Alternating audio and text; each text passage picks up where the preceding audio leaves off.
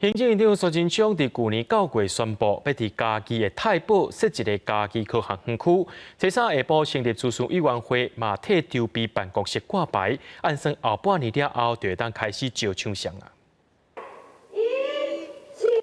刚无久来，嘉义科学园区周边办公室正式成立。行政院长苏贞昌嘛专感罗南参加接牌的仪式。南科管理局表示，后半年会开始招商，目前已经有10多间厂商表达意愿。中央投入70亿，未来产值400亿，就业机会6000人。我们预计大概在年底，那整个环评希望能够通过。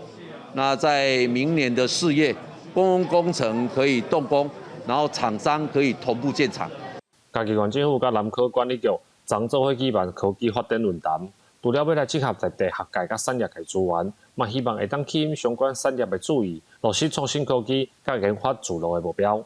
在精准健康、智慧载具以及智慧农业等3个主轴产业有这个会进行相关的招商，还有相关的产业把它吸引过来。这边有新的科学园区，实际上对学校老师的技术发展跟技术应用，实际上是很好的一个场域。这样子，相当重要的一个部分就是我们怎样用农业智慧这一块来协助老人他们去做在地的一个耕种。